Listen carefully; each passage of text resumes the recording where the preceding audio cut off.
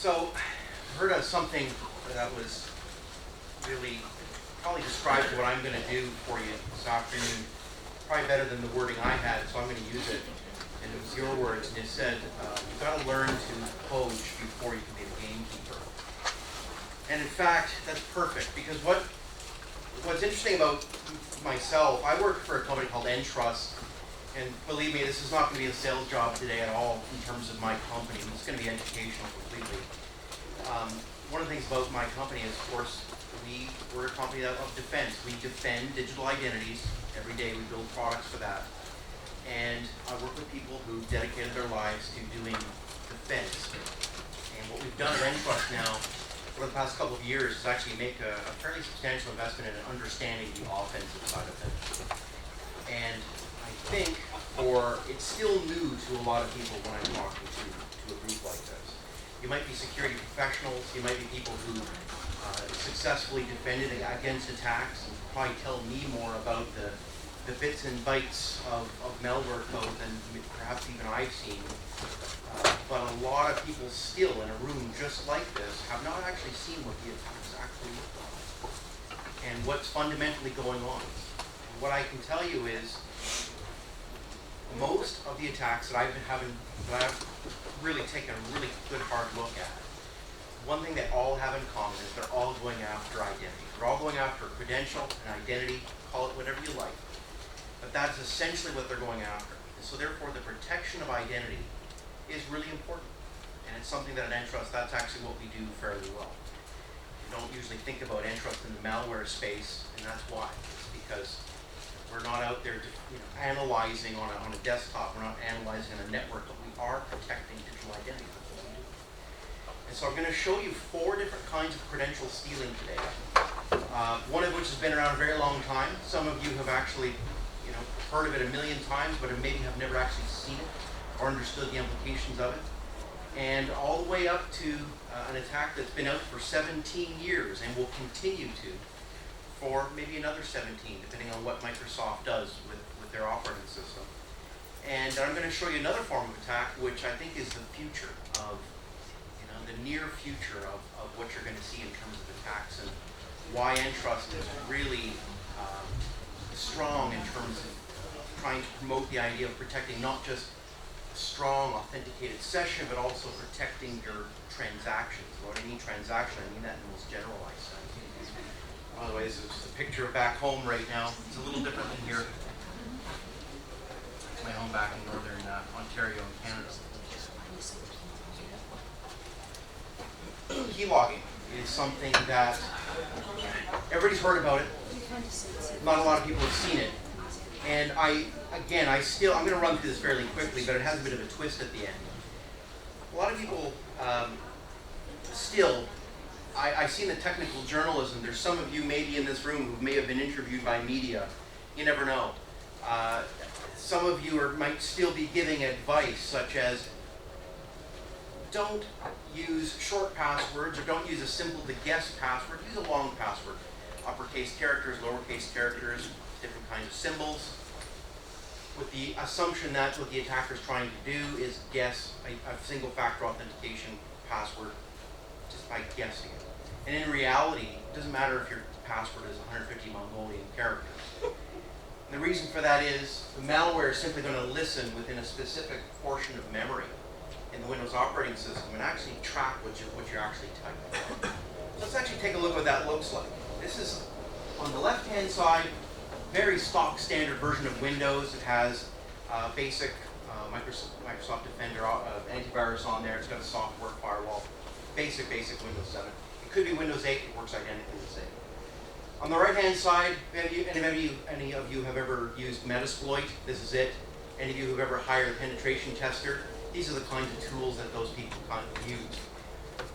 And what you're going to see is the victim has been emailed a file, perhaps from it's obviously from a malicious source. It contains a malicious payload, and the thing is that person was utterly convinced that it came in from their boss. And in this case, it might have been, a controller, and might have received an email that looked exactly like it came from the CFO. pretty much they're going to open that. I think at this stage of the game, I think we all have to agree social engineering absolutely works. Simple con jobs still con people. And so they're going to open up a PDF. I wonder how many of you actually seen a PDF being double-clicked and an infection actually happening. That's what you're about to see right now. Victim double-clicks on the PDF file. Adobe Reader opens up. There's a malware payload that's contained within Adobe Reader right now. Command and control communication has now been established with the attacker. On the right-hand side, you can see that a link that's been representing the victim has opened up inside of Metasploit. This basically means that there's a malware infection now on the victim. The attacker now has assumed the identity and assumed control over the box, over the Windows 7 box of the victim. So in other words, if this was, say, an HR employee of the company, any kind of credentials that HR employee has, the attacker now has on the corporate network. Right?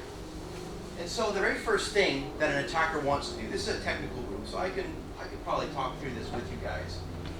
Please understand that the malware bits that are sitting inside of Adobe Reader right now are vulnerable. They're vulnerable to Adobe Reader crashing.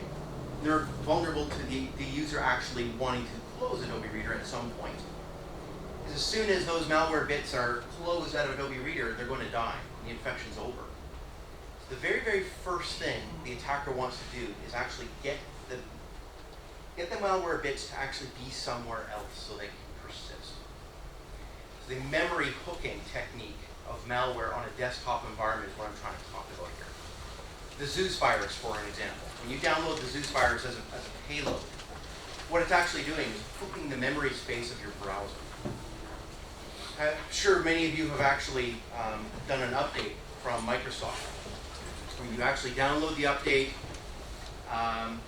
and it does a bunch of work, and then, hey, magically you don't have to reboot. Isn't that great?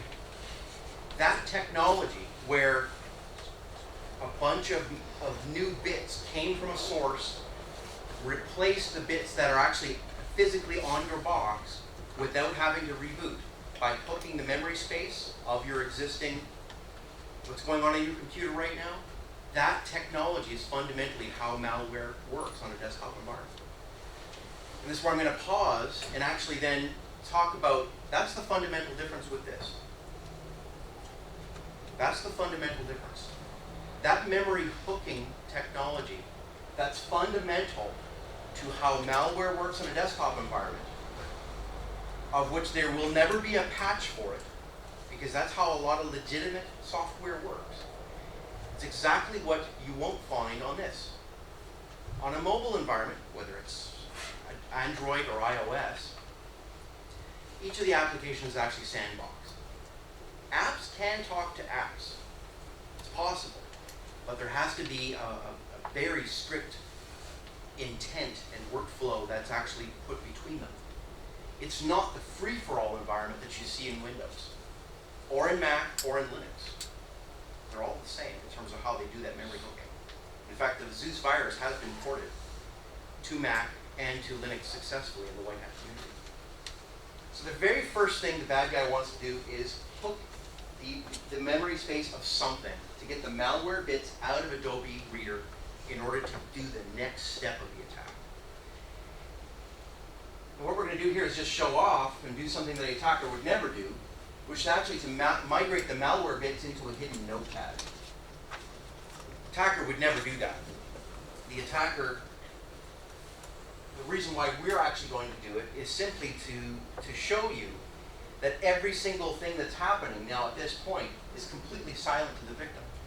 If I were to open up Task Manager here and take a look at the various processes that are running, you would see a notepad running. It's actually slightly larger in bits than a normal notepad.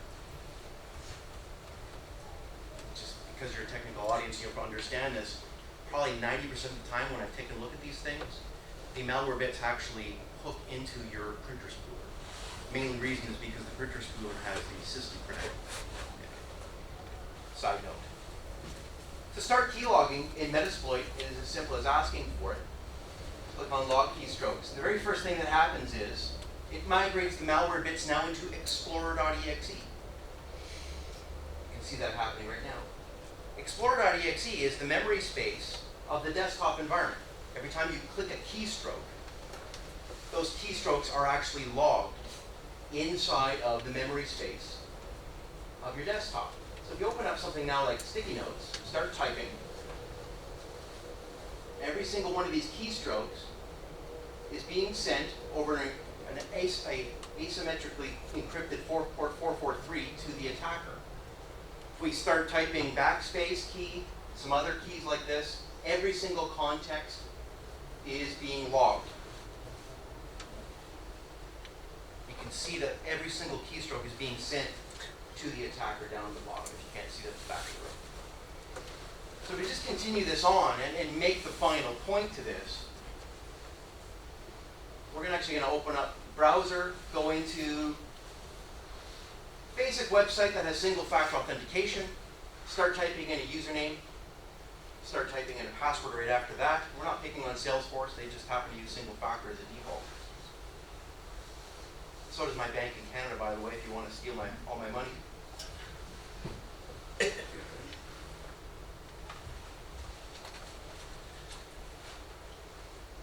you tell me what the password is?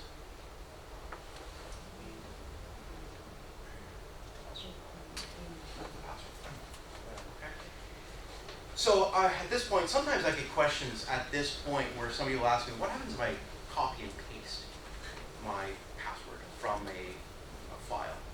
And what I can tell you is, if you actually go and get a copy of the Zeus virus 2.0, which was released to the world not that long ago, to take a look at the number of memory spaces where Zeus is looking for your password, you'll see it doesn't matter where you store it. It doesn't matter where you store it. That little bit of Russian code that's in the heart of that Zeus virus is very well written, and it works really, really well. And the reason why I spent a minute and a half talking about this stuff was really, if there's anybody left in this room thinking that username and password has any value at all, please get that out of here. Single-factor authentication has to die. It really does. I know it's handy and I know it's cheap, and for anybody who is still architecting systems with that, shame on you, because there's better ways, but I understand why. It's an economics issue for most of us. But there's another issue at this point where I think we're going to pause before I get into the next demonstration and talk about the mistakes that were made mostly in Europe in terms of SMS as a second factor. I'm going to talk about the desktop environment as a whole. Let's talk about browser technologies, all the major browsers, Chrome, Firefox, IE, Flash, Java, etc. Anybody can tell me what happened last week in Canada? It's a conference that's sort of known worldwide. It's known as the Pwn to Own contest at the CanSec West conference. And as you probably know, every single browser was completely hacked. Completely. In other words, the sandbox technology of every browser was jumped. Java sandbox was jumped, but that's about as difficult as tying your shoelaces. And I think it took Boopin, 30 seconds to actually hack Adobe Reader as well. So this exact demonstration that uses Adobe Reader, every time, I've been doing this demonstration now for quite a while, and I get worried at some point where I might have to change it from Adobe Reader to something else. Believe me, I feel good. I'm sure I'll be able to show Adobe Reader being hacked way into the future. If you've ever opened up a PDF on Windows, chances are you're at least at extreme risk. So let's make the point there. In terms of a desktop environment, I'm sure there's some of you in this room who might work for companies that sell various portions of the layered security environment, whether it's antivirus or some sort of a networking, double check for security. All those things are great. All those things are fantastic. There's nothing that my company sells that's displacing any of that. In fact, any of you trying to architect your own defensive technologies back at your home companies, you have to make those investments. But for heaven's sakes, amongst friends, amongst the small security groups out there, we're not just general IT. This is security, and we can be honest amongst ourselves. If you think that there's any security at all on a desktop environment, when you're being targeted, get that out of your head. I still talk to people that say, yeah, but I made an investment in security. Absolutely, that's going to catch the 90 percentile of the crap, the really repeated malware that's out there, that's sent out to every Tom, Dick, and Harry. You're going to catch that, and you will defeat it, and you'll get a warm and fuzzy feeling every time your AV pops up and says, hey, we found something. It's fantastic. But believe me, if you're being targeted, you're absolutely going to have to deal with bad guys on the inside. Perimeter is dead, right? The whole concept of that, perimeter is just another layer, but it's a layer that's it's the easiest one to get past. All right? And I find that even in North America, when I tell that message, I still have a few people in the room who disagree with me and I have to talk to later. That's the stage at which I just want to let you guys know where Entrust stands on that. That's our position. You have to deal with the infestation once it's on the inside. So I promised you 4 different kinds of credential stealing. I'm going to do another one right now. And this one here should touch the hearts of folks in Europe a little more. Because you guys over here, not so much maybe in the UK, but when I'm on the continent, I start to talk a lot more about this. And that's the fact that SMS has a second factor. Not all the second factors are the same.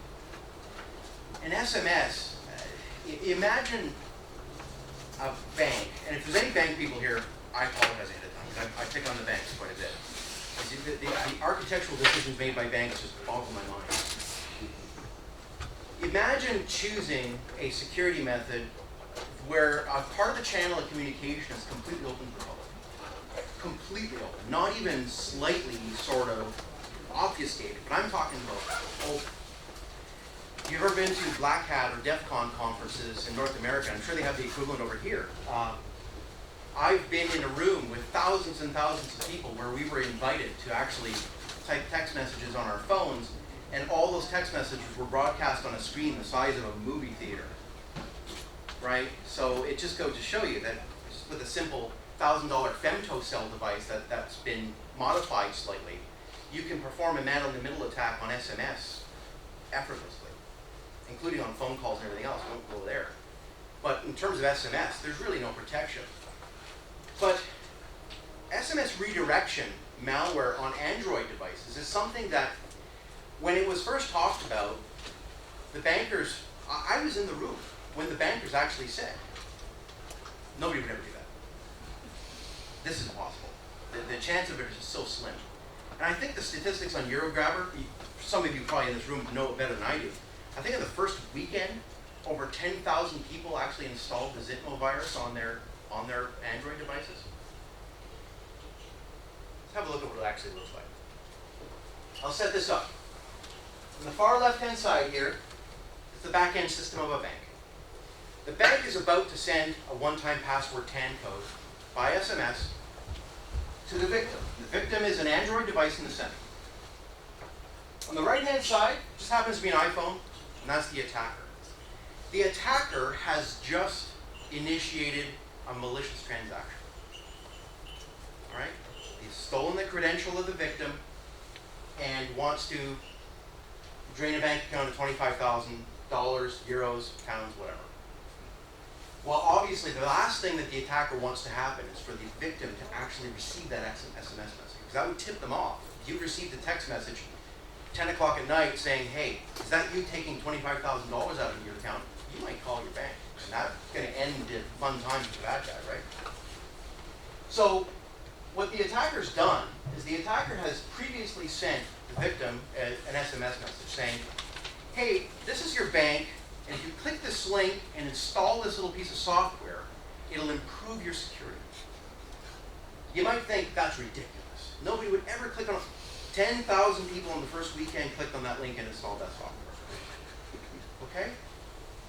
And the malware that I used for this demonstration, and believe me, the reason I'm showing you a video today and not doing this live is because I don't want to cross international borders with this stuff. Okay? So please bear with me. And we'll all use our imaginations together as I show you this video. The proof of concept malware here is probably, the core of it is not more than 50 lines of code. In fact, there's more lines of code that I had to write, and I counted the lines. In fact, there's more lines of code to do the anti-forensics afterwards to make sure that if the phone was sent to the bank would say to the victim, you never said, what are you talking about? Right? So it's to give plausible deniability to the bank.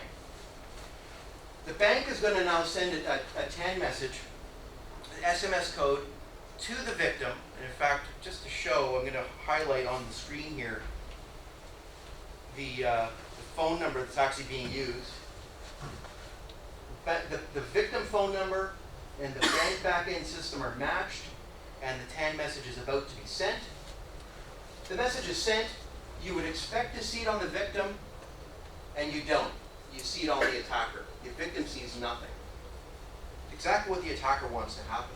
But believe me, at this point, the victim not only did receive an SMS message, but it also sent an SMS message to the attacker.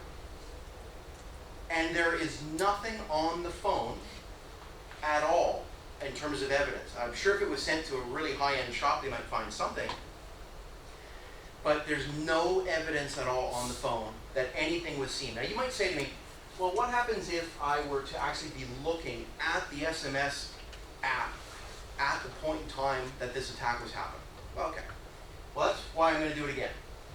Bank's going to send another TAN message with one-time password. We're looking directly at the screen for the SMS app. We see nothing. The attacker received the message. Okay? This is the heart of the Eurograbber virus. And this was successful. And I realized this is hard to believe. But Google it. This is what happened.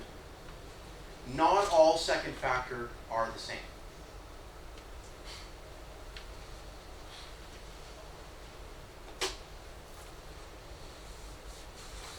All right. Now I'm going to deal with one that's a little bit different. This is not just about authentication, but it's another form of credential stealing. I'm going to go back to Metasploit here just because this attack typically happens so quickly that there's really usually nothing to show. But if I use Metasploit, you'll actually get to see something happening. This is called the pass the hash tag. Please raise your hands. How many people have heard of that? 1, 2, 3, 4. Okay. That's very few people in a room this size that are security experts, but that's why I'm bringing it up. This is well, I used to say a couple years ago it was a 17-year-old attack. I think now it's close to 20 years old. This is based on a fundamental flaw in Windows in a single sign-on technology that they put into Windows way back when. The fundamental thing that's happening here is every time you log into Windows with username and password, it's based on an Active Directory network. Your credential, your username and password is cryptographically hashed, garbled of numbers and letters, and stored in a specific memory space inside of Windows. And this is true in Windows 8.1, the latest, greatest Windows you have right now. This is absolutely true, and it's going to be true into the future. So, what can you do with that? Well, somebody named Mark Rusinovich, who now works for Microsoft, asked that question almost 20 years ago. What can I do with this jumble of numbers and letters? Well, what you can do with it is log into other computers without even having to know the username or the password. That's pretty incredible. It's really pretty incredible. So what you're going to see is an attacker stealing those hashes off a desktop environment. I'm going to show you how it happens. And I'm going to then talk through a nightmare scenario that I hope when you go back to your own companies, you're talking about this with your IT group. Once again, we're going to double click on the PDF. We're going to start from the way these things usually start. You guys have seen this before just earlier. And we're going to migrate the malware bits out of Adobe Reader. Good old Adobe Reader. What a golden age to be a bad guy right now. Migrate out. The malware bits are now going into a hidden notepad. And the new process is open. now the bad guy is ready to work. The very first thing the attacker wants to do, and this is, by the way, what I like to call now pass the hash classic, because if you've been following the news on this, there are actually now forms of this attack where you don't even have to escalate privileges using various forms of new SMB technology that are out there. When I say escalate privileges, what I actually mean here is the attacker, in order to steal those hashes, has to be the system user. Does everybody here know what the system user is? So that's the null session. And for those of you who don't, I'll describe it. Have any of you ever browsed for a printer on a corporate network? I'm sure you all have. Well, did you know that when you browse for that printer, you're not browsing at it as yourself over the network. You're actually browsing the network as the null session, or it's almost like a god-level super user that's meant for administrative purposes on your computer. So imagine that. Microsoft tells you, gives you advice, use the principle of least privileges. Make sure that your credential has the least number of things that you can do on that corporate network. Well, Microsoft doesn't follow its own advice. It's shocking. Escalating privileges up to system, Metasploit itself right now, which is free on the internet, has at least right now, I think, 4 successful ways of doing this, which include bypasses for the UAC. Right? That's scary, because that means an attacker within a second or less can actually escalate privileges up to God level on your PC. Not a lot to look at here, but I'll show it to you in Metasploit as soon as you ask for it. Metasploit runs a little bit of Ruby code and does some things. Oh, and by the way, if you want to see how to bypass the UAC, it's just a one-line registry command that it's free in Metasploit. Right? It's running a bunch of Ruby code. Enjoy your new system level privileges. That's how long it takes. So now that we're system as the bad guy, this is fantastic, because now I can explore a couple of different areas where those hashes exist. And let's exactly pause right there, because this is something that, in case you're really interested about this, Windows 8.1 no longer stores the hashes in LSAS. Okay? It actually stores it into some other areas, but those other areas are just as vulnerable. Okay? And also in Windows 8.1, actually we're going to talk about another mitigation that they do. We're just going to let this run for a second. We now have our credentials. The hashes are stolen, so let's have a look at them. There they are. So as I promised you, it's just a garble of letters and numbers. Let's talk about the nightmare scenario. Let's say this HR employee who works at Acme Corp over here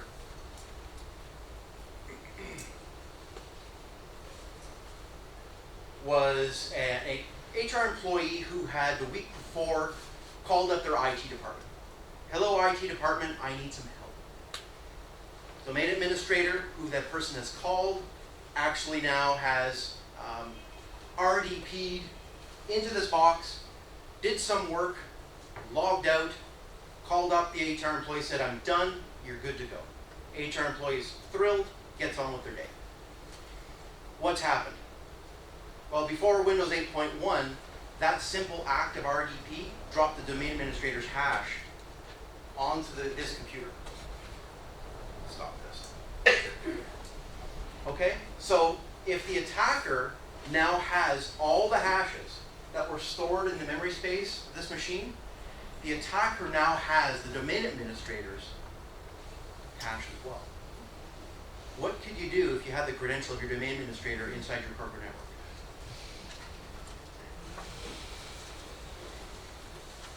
Any of you guys know the Mandiant APT1 report?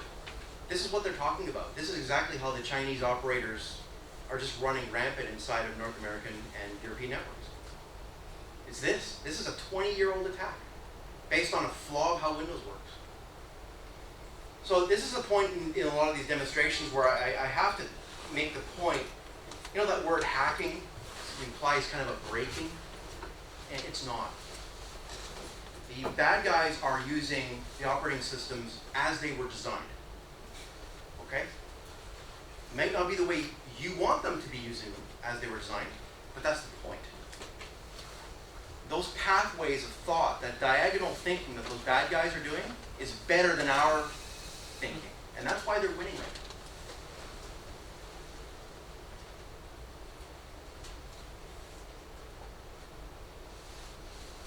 Let me show you something even worse.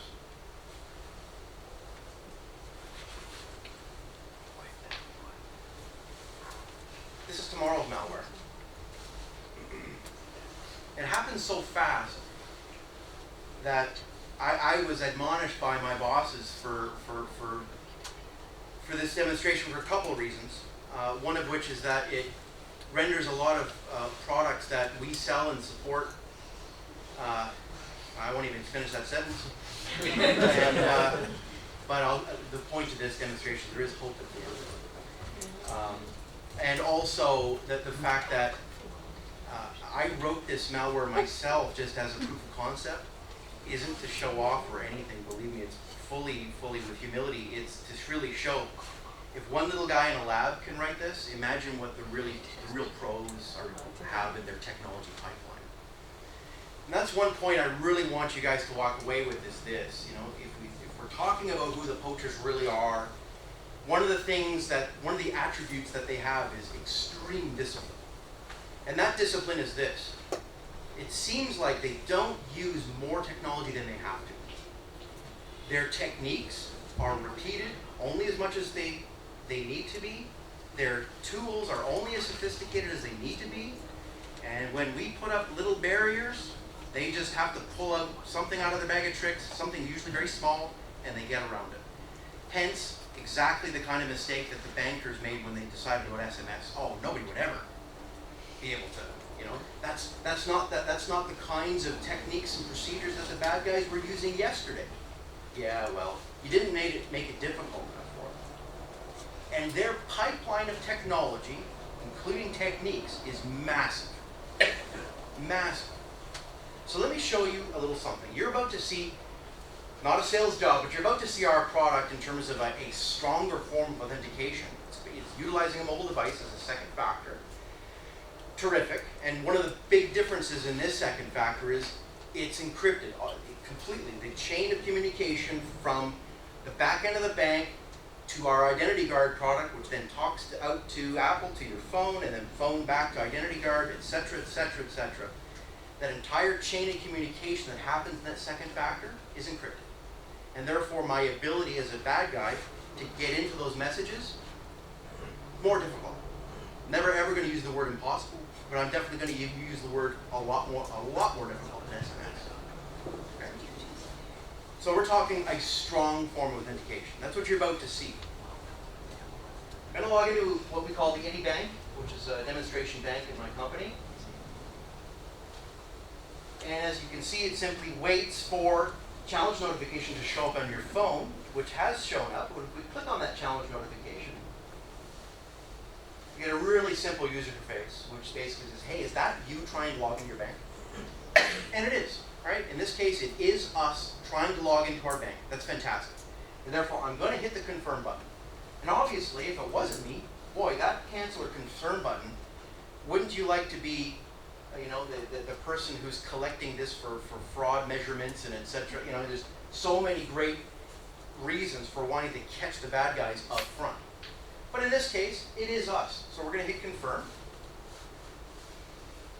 And take a look at this. Isn't it nice? We didn't have to type in a password, and now we're into our bank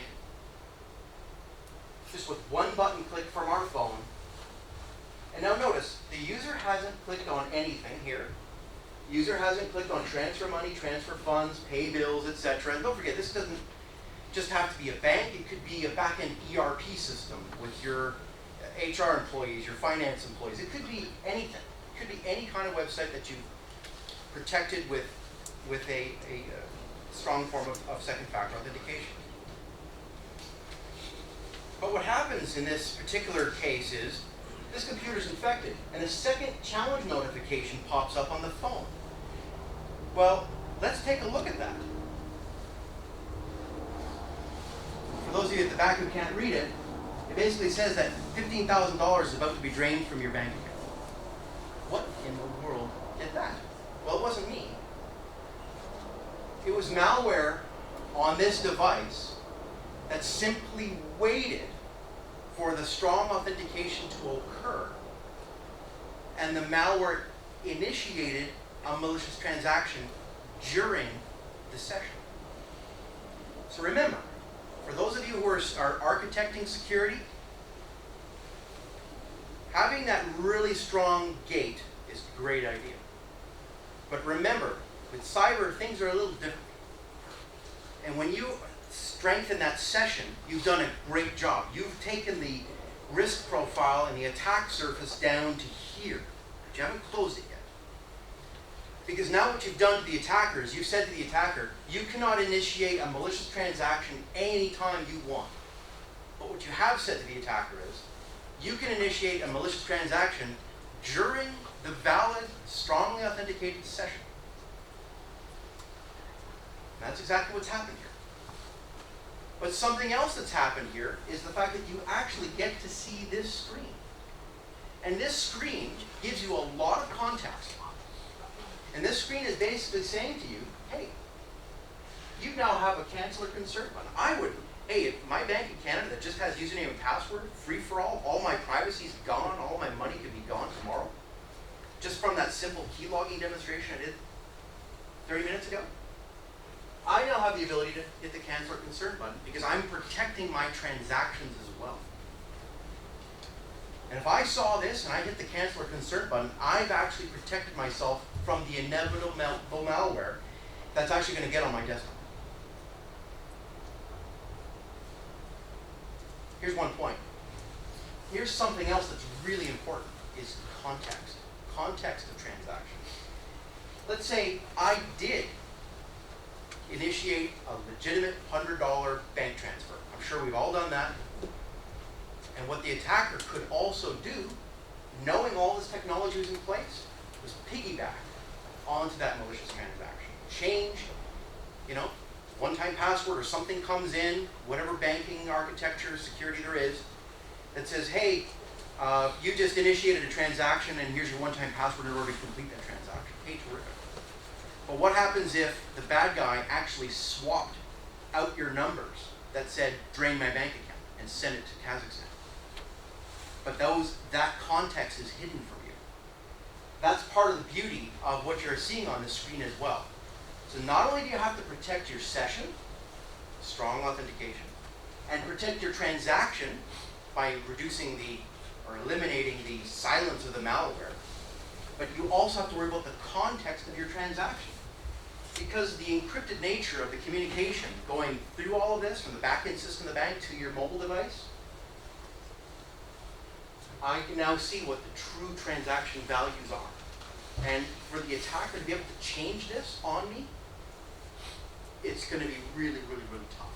Really tough, in fact. A lot more tough than the kinds of attacks that we've seen up to this point. So if I hit the cancel button or concern button here, the transaction gets canceled, and in fact, I've defeated a really, really sophisticated form of malware. And that's the only thing I know of right now that can defeat a session writing attack. And for those of you who are taking notes, that's what I'm calling it right now. And that's what a lot of other people are calling it, is a session writing attack. And in fact, for any of you, the rest of you who are seeing this kind of thing, I'd like you to actually get a hold of me, because I'm keeping track of some of these more sophisticated forms of attack. I'd love for you to keep in touch with me on that, and with your own ideas as well.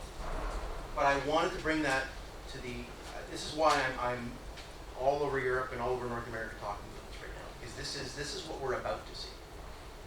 Yes? You send the correct information to the person you're trying to attack, Yes. but make it void, and you send the information to yourself so that you can then allow it to go through. So if you say, take £50,000 out of my account, the person sees it, says no, presses the no button, but what you're seeing is the real thing, and you press the yes button, you get £50,000. It depends on what the nature of the transaction is. It would completely depend on what the back-end bank is. Can you just write a foil to the attacker so the attacker thinks it's cancelling the thing, but you really get the money transferred? You know what? In terms of what else you could do with this, in terms of feeding your SIM system like a Splunk or whatever backend you have, or writing code to have foils, or camouflage. Yeah, I mean, believe me, there's... Because the person would then think they're going home happy, they've cancelled something, and they perhaps even won't bother to phone their bank until maybe even the next day.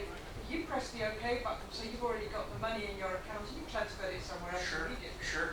You might be hand in hand with law enforcement to try to maybe have the attacker give up something to maybe try to establish attribution, right?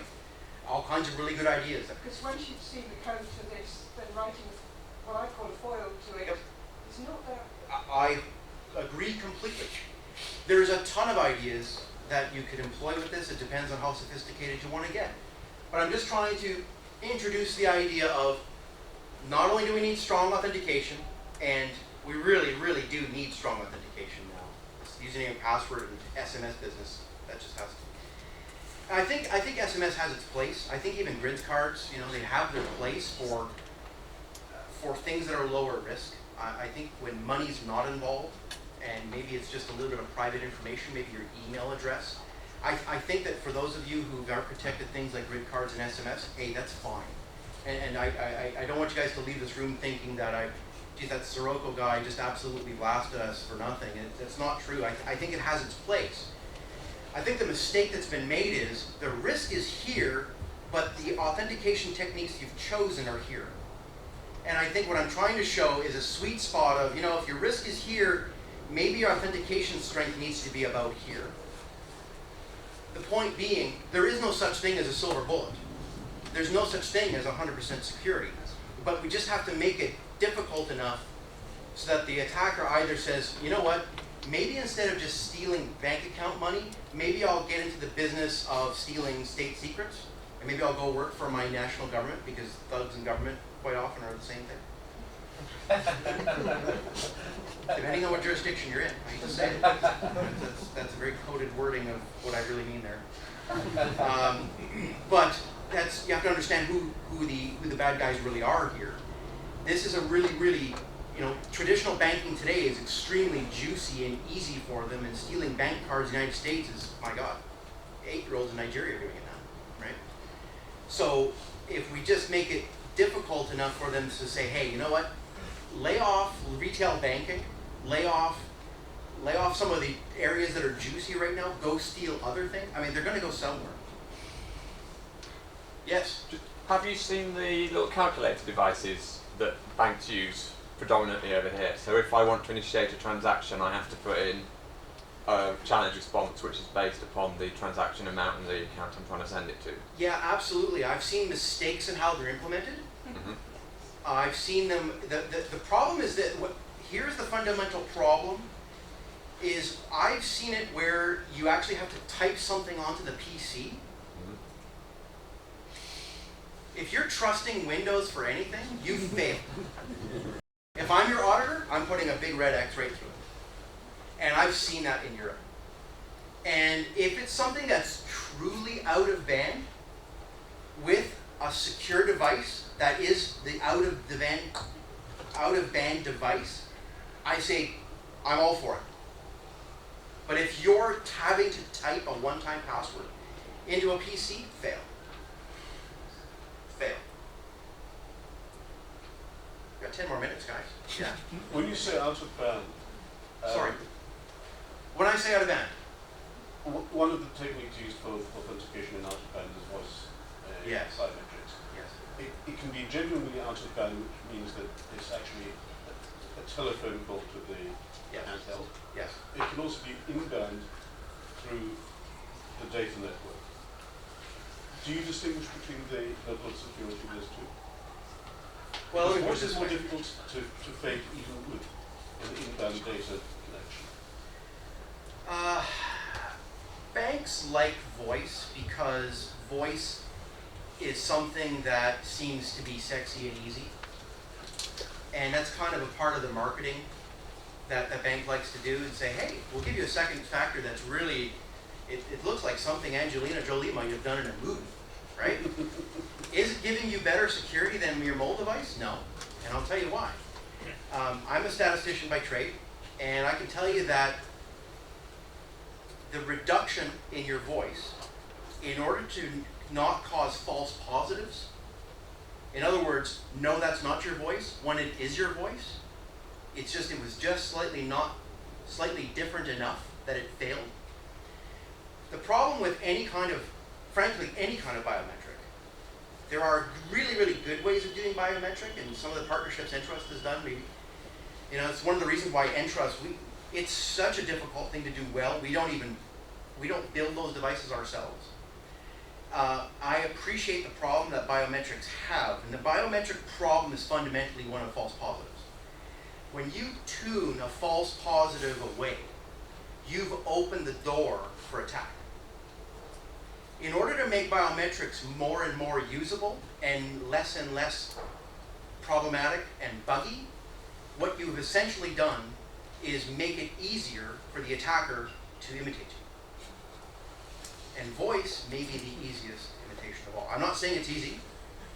And I will say this, a voice biometric well implemented is a quantum leap above username and password. I wish my bank would give me something like voice. I wish it would. Sorry, Jason, what about Yes. fingerprints? A fingerprint is not a password. A fingerprint is a username. My grandfather was a policeman lifting fingerprints off of velvet 50 years ago. In fact, the best biometrics right now that actually use a finger only use the pad of your thumb as a reticule to things like your vascular system. Your fingerprint's ridiculously... Why don't you go there? Yes? In terms of malware, which we were discussing earlier, what do you think the current situation in security with the crypto locker attack been implemented recently, and considering obviously they're stealing money that way, obviously they're using 120-bit encryption, do you think there is an opportunity there too much for hackers to be too far ahead? Yeah, well, those are guys that boy, that's annoying, that attack, and I know some people who've actually suffered from that. And in terms of the discipline of it, notice though that if you're, I think if you take a look at the source code if you reverse engineer it, if your IP address happens to be in certain countries, you will not be attacked. Hence why when I'm not carrying an Android today, but when I am carrying an Android, I actually use a piece of software that puts my GPS in Lviv, Ukraine. And in fact, that has solved a lot of malware. I've captured malware because I've been infected, but in fact, it won't attack me because it thinks I'm somewhere else. Yes? Just to pick a point of law though with your for example. Yeah. Because obviously in the UK system, Yep.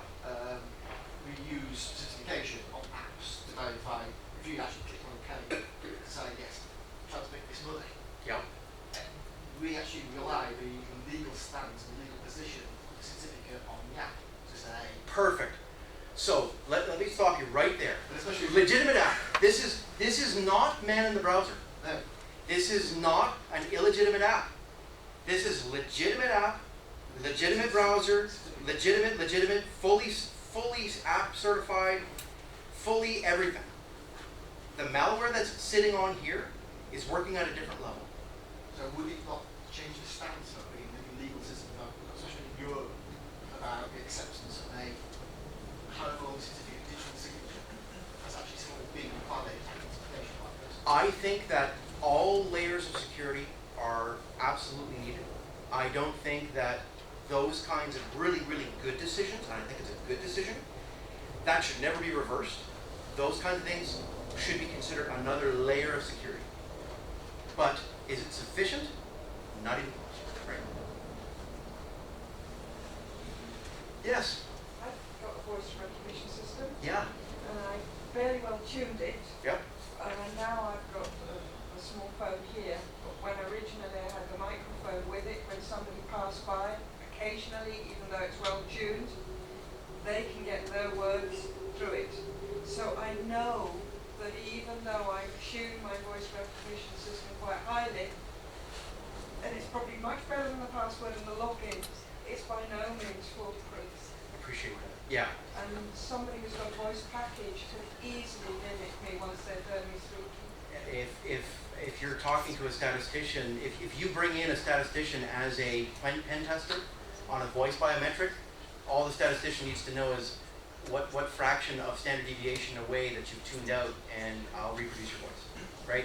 Because your voice, I'll capture your voice somewhere, right? The bad guy's going to get either your voice if that's required, or be able to synthesize it. Audio is not difficult, guys, right?